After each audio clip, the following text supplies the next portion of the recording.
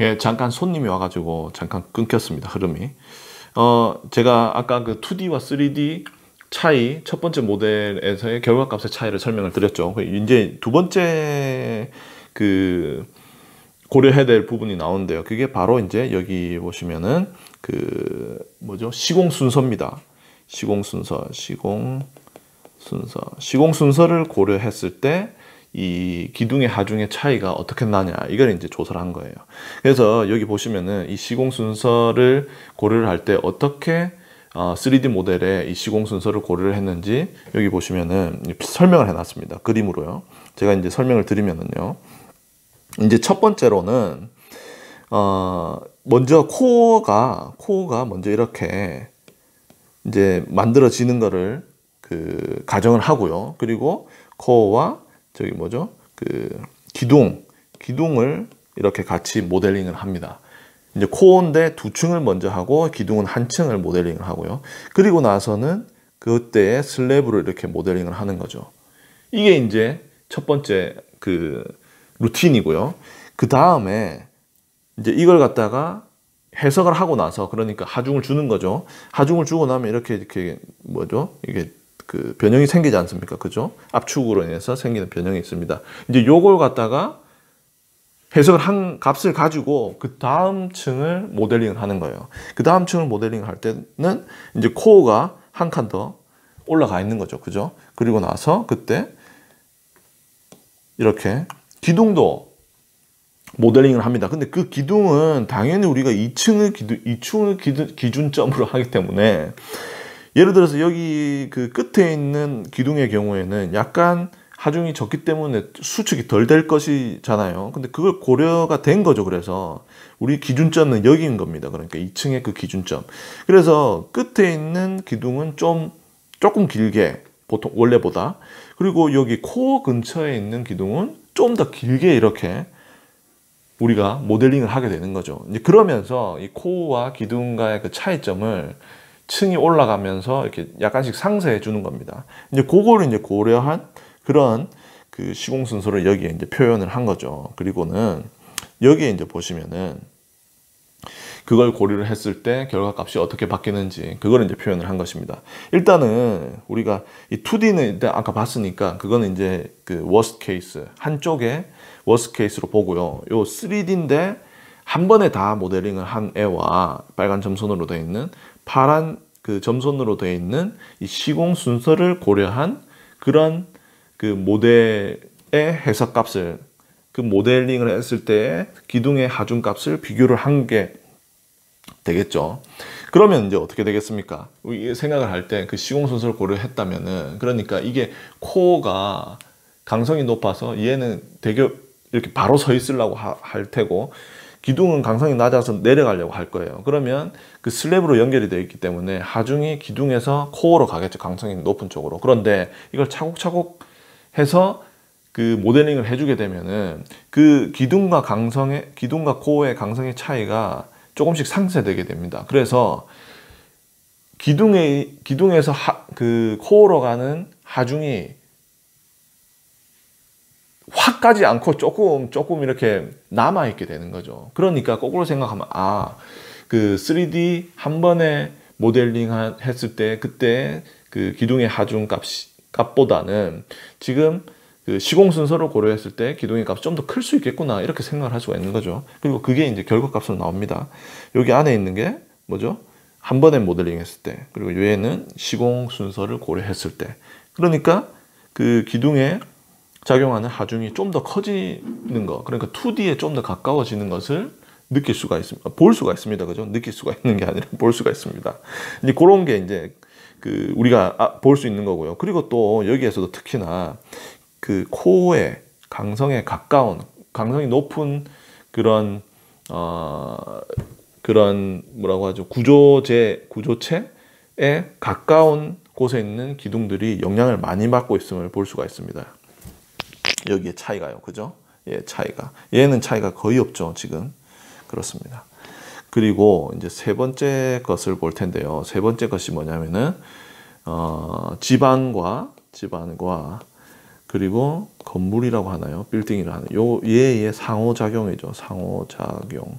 상호작용입니다. 이게 무슨 말이냐면 그 그림으로 제가 한번 잠깐 표현을 하면은 이렇게 코어가 있다고 하고 얘가 이제 그런 슬래브고 얘가 이제 기둥이에요. 그리고 요 밑에 집안이 있다고 합시다. 그렇게 되면은 그 나중에 그 집안이 뭐라고 하죠? 이렇게 내려가게 되잖아요. 그죠? 강성이 있는데 하중을 받게 되니까 집안도 이렇게 수축되게 됩니다. 그죠? 아래로 내려가게 돼요. 그러면 주위에 있는 이런 그 집안 때문에 나중에 집안의 그 변형된 모습은 뭐 이런 형식이 되게 됩니다. 그죠? 그러니까 결국은 요 가운데 부분이 코어 있는 부분이 더 내려가게 돼요. 그렇게 되면 코어 있는 부분이 기둥보다 좀 더 내려가게 되면 코어에 있는 하중이 기둥으로 전달이 되겠죠. 슬랩을 타고.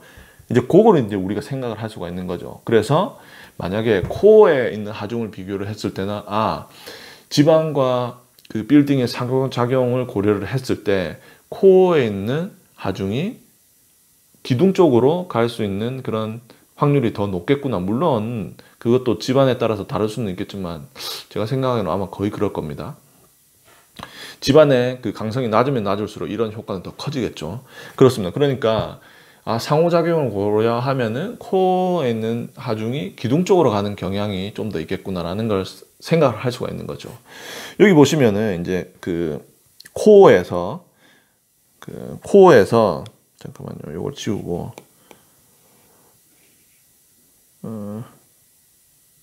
코어에서 여기 이제 이게 영어로는 코어거든요. 코어에서의 하중을 여기 비교를 해주고 있습니다. 여기 보시면은 이제 여기 제일 끝에 있는 이 선이 3D로 한 번에 했을 때예요. 그리고 여기 제일 초록색 점선으로 있는 게 이제 2D로 한 거예요. 그러니까 2D로 했을 때 기둥으로 하중이 제일 많이 들어가게 되니까 코어로는 하중이 제일 적게 되겠죠. 그리고 3D로 한 번만에 모델링을 했을 때는 코어 쪽으로 하중이 제일 많이 들어오게 될 거예요. 그러니까 이제 이렇게 이제 그런 하중을 표현해 준다는 걸 알 수가 있고요. 그리고 난 다음에 이제 요거는 뭐냐면은 요 SL이라고 되어 있는 건 뭐냐면 스타가엘 라거공이라는 건데 뭐 영어로 하면 rigid supporting 뭐 이렇게 해석할 수 있을 겁니다. 그러니까 그 지지점의 강성이 무한대다 이렇게 생각을 하시면 되고요.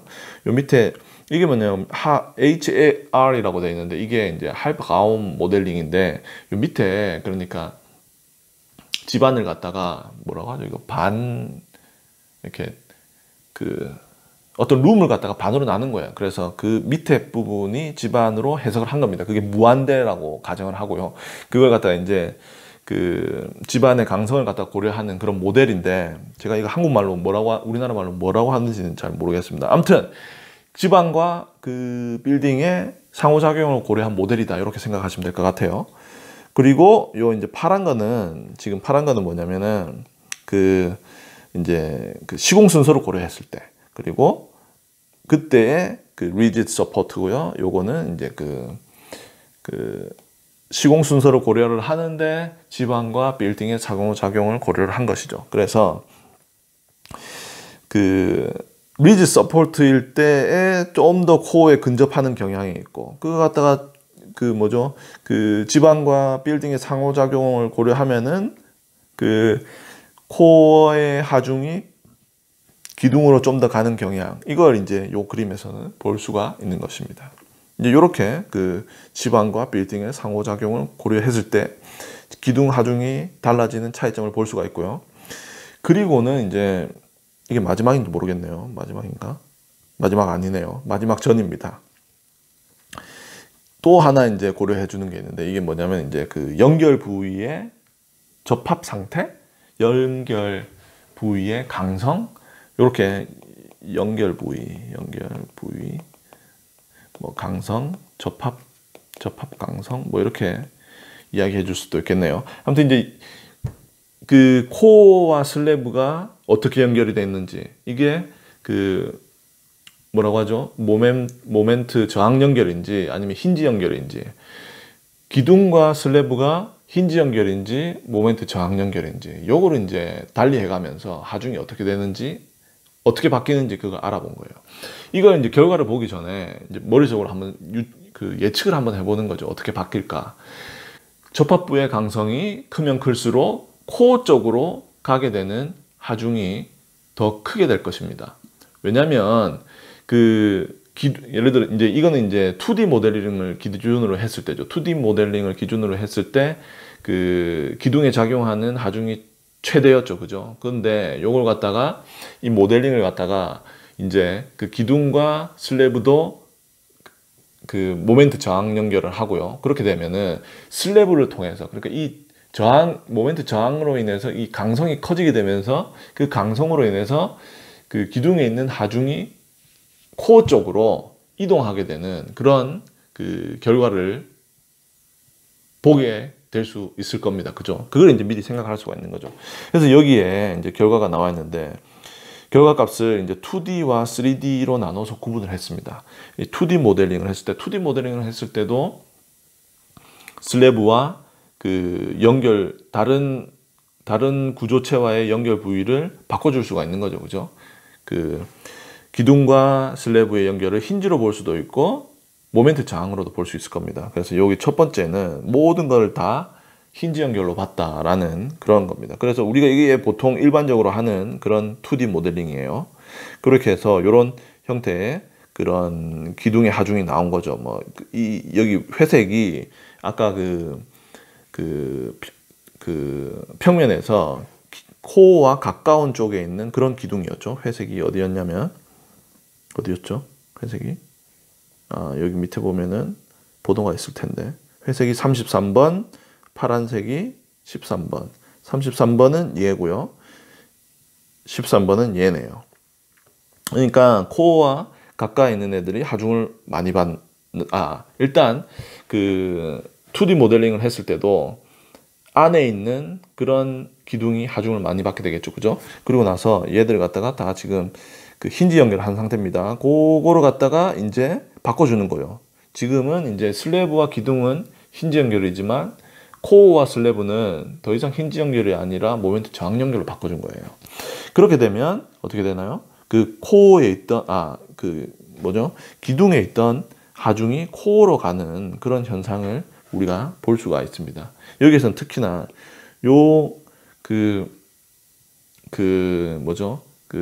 기둥에서 그런 현상을 더 볼 수가 있네요. 이게 뭐였죠? 아까 파란색 13번이면 얘가 이제 더 그렇네요. 얘가 코어랑 좀 더 가깝죠. 그러니까 영향을 좀 더 많이 받는 것 같아요. 이제 3D입니다. 3D에서도 이제 그 접합부의 연결의 강성을 달리해 준 것이죠. 접합부의 연결 조건을 달리해 준 것입니다. 그래서 첫 번째는 모두 다 힌지 연결이 됐을 때, 그리고는 그 다음에는 벽과 슬래브는 모멘트 저항 연결을 해준 거예요. 그러니까 여기 그 기둥에 있던 하중이 이제 코어로 가는 것을 우리가 볼 수가 있습니다. 이렇게 떨어지게 되죠. 끝에 있는 기둥들은 약간 증가하는 경향도 보이는데, 이건 근데 그렇게 크게 그 값들이 달라지는 게 아니죠. 코어가 가까이 있는 그런 내부에 있는 기둥의 하중들이 좀 크게 영향을 받게 됩니다. 그리고 마지막에 이렇게 슬래브와 벽체, 그리고 슬래브와 기둥도 다 모멘트 저항 연결을 해주니까 또 이렇게 많이 하중이 코어 쪽으로 가는 것을 볼 수가 있습니다. 똑같이 여기 밑에는 이 이제 결과값은 또 뭐냐면은 아까 3D 모델링을 한 번에 해줬을 때 한 번에 해주고 그 연결부의 접합부를 달리했을 때고요. 얘는 이제 그 시공 순서를 고려한 거예요. 시공 순서를 고려해도 똑같이 이렇게 그 접합부의 연결 조건을 달리해줌에 따라서, 그러니까 강성을 올려줌에 따라서, 접합부의 강성을 올려줌에 따라서 코어 쪽으로 기둥의 하중이 넘어가는 것을 볼 수가 있습니다. 그죠? 이때는 이제 그러니까 그 코어 쪽으로 하중이 좀 더 실리는 그런 영향을 받게 되는 것을 우리가 볼 수가 있습니다. 그리고 이제 마지막으로 우리가 볼 게 뭐냐면은